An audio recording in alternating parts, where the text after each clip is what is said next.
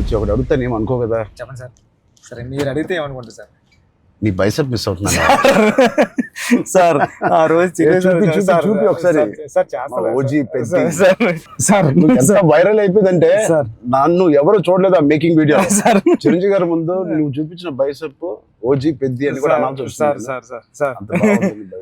Health బాగుండాలి sir. Thank you sir. Sir నేను ఒక విషయం చెప్పాలి సార్. చెప్పండి సార్. నేను జిమ్ కి దిల్షునగర్ లో చదువుకున్నప్పుడు, ఎంబీఏ చదువుకున్నప్పటి నుంచి నేను జిమ్ కి డబ్బులు కట్టాను సార్. కానీ వెళ్ళడం రావడం ఎప్పుడు అంత సీరియస్ గా తీసుకోలేదు కదా సార్. మిమ్మల్ని చూసిన తర్వాత పెద్దిలో మీ డెడికేషన్ చూసిన తర్వాత నిజంగా చెప్తున్నా సార్, మీ డెడికేషన్ చూసిన తర్వాత అరే చరణ్ సార్కి అన్ని ఉన్నాయి సరే, హెల్త్ కోసం సినిమా కోసం ఇంత కష్టపడుతున్నారు, మనకి ఏం పని ఉంది అసలు, మనం కష్టపడి రోజు ఎక్సర్సైజ్ 40 minutes చేసుకుంటే బాగుంటుందని రీల్స్ లోని దాంట్లో చూసినప్పుడు నాకు అంత అనుకున్నాను కానీ సార్, ఎన్నో రీల్స్ సేవ్ చేశాను సార్, కానీ అంత ఇంపాక్ట్ క్రియేట్ చేయలేదు. నేను జిమ్ కోసం నేను సేవ్ చేసిన రీల్స్ చూస్తే సార్, ఆ రీల్సే నాకు తెలిసి ఒక నెక్స్ట్ జన్మ కూడా సరిపోతాయి రీల్స్ సేవ్ చేశాను సార్. కానీ మిమ్మల్ని చూసిన తర్వాత డెడికేషన్ చూసిన తర్వాత రోజు 40 minutes చేద్దారని మాత్రం చేస్తున్నా సార్. అసలు నన్ను పెట్టిన టార్చర్ కి ఆ బాడీలు రావడానికి, ఆ బాడీలు అన్ని రావడానికి ఒకటి క్రికెట్ బాడీ అడిగావు. క్రికెట్ సార్ అంటే క్రికెట్ బాడీ అంటే అసలు చాలా లీన్ గా మన తిలక్ వర్మ, హార్దిక్ పాండ్యా ఒక షర్ట్ వేస్తే ఎలా ఉంటుంది, ఇదే నాకు చెప్పింది, నాకు నరేషన్ అప్పుడు అదొక బాడీ అడిగావు. కొన్ని రోజుల తర్వాత మళ్ళీ సార్ క్రికెట్ బాడీలో కూడా మీరు క్రికెట్ బాడీలో కూడా కొంచెం బండగా ఉండాలి.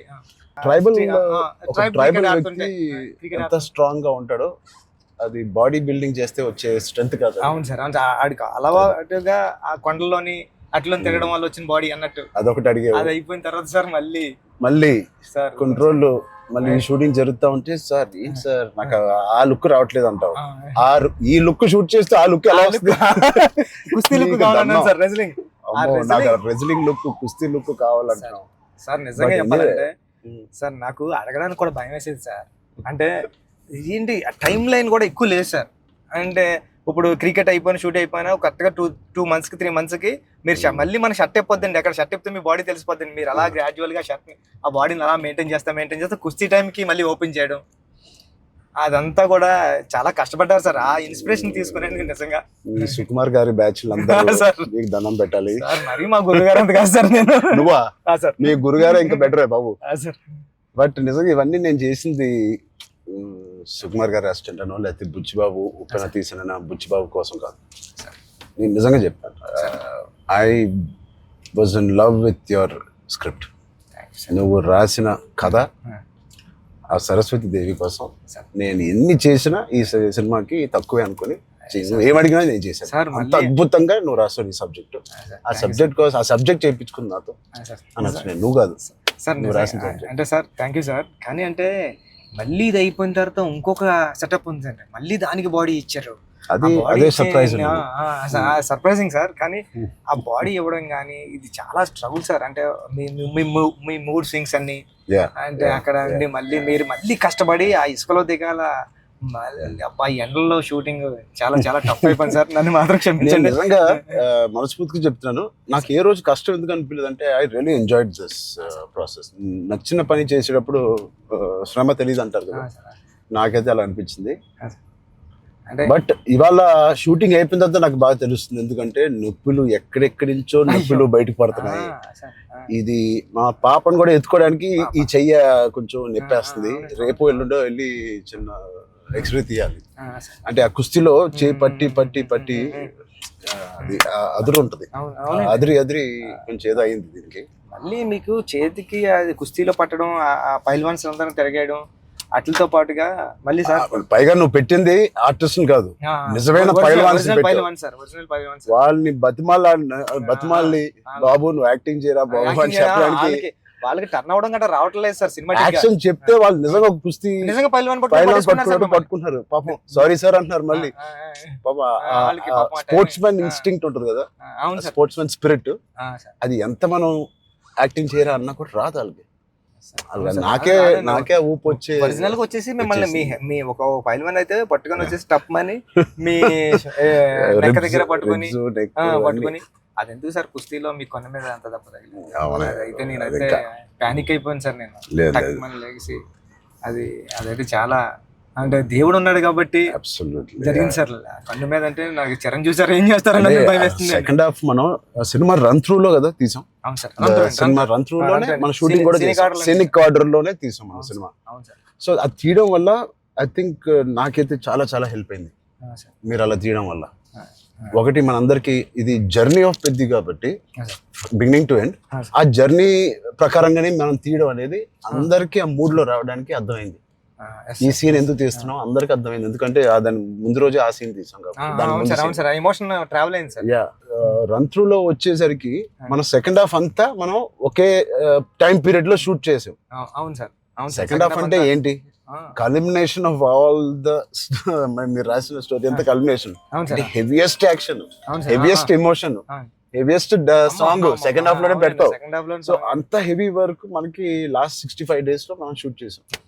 నిజంగా దేవుడు లేకపోతే అంత హెవీ వర్క్, అన్ని కుస్తీ ఫైట్లు, క్లైమాక్స్ ఫైట్, క్లైమాక్స్ సాంగ్, ఇంకో సాంగ్ రేరే రారా ఏమి మనకేం అవ్వకుండా మీకేం అవ్వకుండా నాకేం అవ్వకుండా జరిగిందంటే అది నిజంగా పెద్దకున్న బలం. అది పెద్ద సబ్జెక్ట్ కి పెద్ద స్క్రిప్ట్ చేయించుకుంది తప్ప.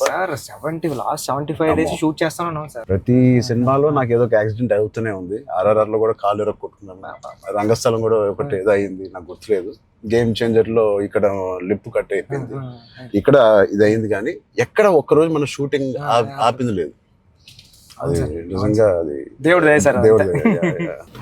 ఇంకేంటి బుజ్జి సార్ పోస్ట్ ప్రొడక్షన్ ఎలా జరుగుతుంది చెప్పు, సరదాగా అడుగుతున్నా. సార్ రెహమాన్ సార్ అంటే నేను ట్వీట్ వద్దాం అనుకున్నాను సార్, ఎర్రకొట్టి సార్ RRR అని. అంటే మళ్ళీ 2 ఎట్లా అయిపోతుందో నేను వేయలేదు సార్. నెక్స్ట్ లెవెల్ RRR ఇచ్చారు sir Rahman sir. Okay next level అండి. అంటే ఎమోషన్ గానీ నాకు నేను వెళ్ళి కూర్చున్నాను సార్. నిన్నే కూర్చుంటే ఇది మన సినిమా మన విజువల్ ని నెక్స్ట్ లెవెల్ పట్టుకుపోయారు సార్. ఓకే రెహమాన్ గారు కానీ, రత్నవేల్ సార్ కానీ, అసలు అంటే రత్నవేల్ గారి గురించి మాట్లాడరు. మనం అనుకున్నప్పటి నుంచి అది ఎంత పెద్ద అసెట్ రత్నవేల్ గారు. ఇట్ ఈస్ అంటే బ్యూటీ షాట్స్ ఇచ్చారు, కమర్షియల్ షాట్స్ ఇచ్చారు, అండ్ కథని అర్థం చేసుకునే విధానం. రత్నవేల్ గారు మించిన కెమెరామెన్ నేనైతే పని చేయలేదు. ఉండే ఉంటారు కానీ నేనైతే పని చేయలేదు కదా సార్. ఎందుకంటే సార్ రాండి సార్, ఇప్పుడు నేను ఫస్ట్ సినిమా చేశాను సార్, ఇది second cinema and second film sir నాది. ఇంత పెద్ద కెమెరామ్యాన్ ఉండడం వల్ల నాకు చాలా పెద్ద సపోర్ట్ వచ్చింది సార్. రాండి సార్ లాంటి వాళ్ళు ఉండడం వల్ల నేను ఏమైనా మిస్టేక్లు చేసినా సరే ఇది కాదు ఇది చూసుకో ఒకసారి ఆలోచించుకొని వచ్చి చెప్పడం కానీ, బిగ్ బ్రదర్ దాంట్లో నో డౌట్ సార్. అంత ఆయన కరెక్ట్ చేయడం కానీ అవన్నీ నేను చూసేదాన్ని ఒక్కొక్కసారి ఆయన నెక్స్ట్ లెవెల్ పట్టిపోయారు సార్. వచ్చి ఇలా చేద్దాం మనం అని. లైటింగ్ మాత్రం వేరే స్థాయిలో ఉంటది అసలు సార్. మీకు చెప్పాలంటే ఢిల్లీ ఎపిసోడ్ ఢిల్లీలో ఎలా ఉన్నారంటే సార్, మీరు ఢిల్లీ ఎపిసోడ్ నాకు మిమ్మల్ని చూసిన ప్రతిసారి కళ్ళంట నీళ్ళు వస్తా సార్. ఐ థింక్ నా ఫేవరెట్ ఎపిసోడ్ చెప్పొచ్చు లేదో తెలియదు ఇస్ ద ఢిల్లీ ఎపిసోడ్. అంటే నీ కథ మొత్తం నువ్వు ఇందాక 2 గంటలన్నర కథ లేదా 3 గంటల కథ, ఆ ఢిల్లీ ఎపిసోడే మీ కథ. అవును సార్. ఢిల్లీ నేను ఢిల్లీ ఎడిటింగ్ రూమ్ లో చూసిన ప్రతిసారి మీకు కాల్ చేశాను సార్. నవీన్ అంటున్నారండి, ఎడిటర్ నవీన్ ఏమన్నాడంటే అండి, నవీన్ అన్న వచ్చి నువ్వు చూసిన ప్రతిసారి 20 వరకు కాల్ చేస్తున్నావు అని. అంటే దాంట్లో ఫ్రేమ్ తీసి కట్ చేద్దామన్నా సరే నాకు భయం వేసి ఇది తీద్దామా లేకపోతే ఇది ఒక్కటే తీసేద్దామా అంటే, నువ్వు ఒకసారి గుర్తుపెట్టుకో ఈ విజువల్ చూసిన ప్రతిసారి నువ్వు రామ్ చరణ్ సార్ కాల్ చేసావు, నువ్వు ఎలా చేస్తావు ఇది అంటే అవునా అయితే తీనని మళ్ళీ దాన్ని హోల్డ్ చేసి దాని బిఫోర్ ఎక్కడ కట్ చేశాను కానీ ఢిల్లీ కట్ చేయలేదు సార్. ఢిల్లీ ఎపిసోడ్ నాకు సినిమాలో నాకు ఫేవరెట్ ఎపిసోడ్. అవును సార్. ఢిల్లీలో అప్పుడు టెంపరేచర్ కూడా చాలా చలండి, పక్కన షూటింగ్ చేయడానికి కూడా అవన్నీ క్లైమేట్ కూడా కంట్రోల్ లేదు సార్. బట్ ఎపిసోడ్ మాత్రం ఢిల్లీ అని అనుకున్నాం, ఎలా షూట్ చేయాలని అనుకున్నాను. ఆ ఒక్క ఎపిసోడ్ కి రాండీ గారికి 100% ఇచ్చారు సార్. అందుకని దాన్ని వైడ్ రేంజ్ ఫ్రేమ్స్ తో స్పాన్ కానివ్వండి, అంత కలర్ టోన్ కూడా ఢిల్లీ దగ్గర కలపడంలో ఫిల్మ్ కలర్ టోన్ మార్పుంది సార్. లుక్ అండ్ ఫీల్ కూడా మొత్తం అంతా ఢిల్లీ ఎపిసోడ్ లోనే ఒక వ్యవసాయం ఉంటది కాబట్టి మన సినిమాలో కదా ఎమోషన్ అంతా హోల్డ్ చేయడం కానివ్వండి. అవును సార్.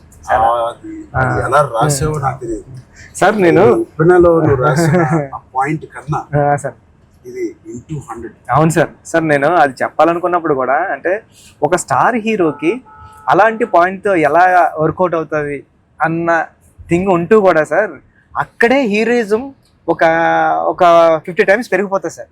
అలాంటి సిచ్యువేషన్లో హీరోయిజం పడిపోతుందండి. అలాంటి సిచ్యువేషన్లో ఈ కథలో అలా సెట్ అయింది సార్.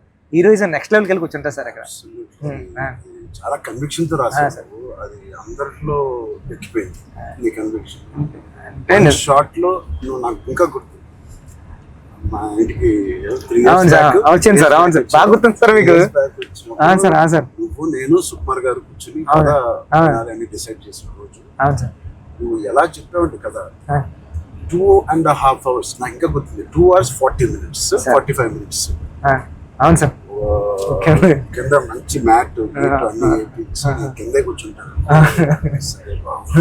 మీరు కింద దిగిపోయారు సార్, మీరు కింద కూర్చున్నారు. అన్ని సీన్ పేపర్ వేసి dialogue to dialogue, scene to scene, run through తో సీన్ ఆర్డర్ తో నువ్వు నాకు ఎక్స్ప్లెయిన్ చేసాను. నేను ఫస్ట్ మెస్ప్రైజ్ అయిపోయాను. నా వైపు ఎక్కువ తలెత్తి కూడా సీన్ వైపు కదా చూసి కూడా నువ్వు చదవలేదు. తలెత్తి నాతోనే మాట్లాడావు మొత్తం. అంతలాగా నీకు ఎవ్రీ డైలాగ్ నీకు గుర్తుపోయింది. నువ్వు ఎన్ని సంవత్సరాలు రాసావు ఈ సినిమా నాకు తెలియదు కానీ ఫోర్ ఇయర్స్ ఒప్పిన తర్వాత డెవలప్ చేసావు. నువ్వు నరేట్ చేసిన గ్రిప్పింగ్ నరేట్ చేసిన విధానం కానీ నేను మెస్ప్రైజ్ అయిపోయాను. అసలు ఏ కథ చెప్తున్నాడు తర్వాత చెప్పిన విధానానికి నేను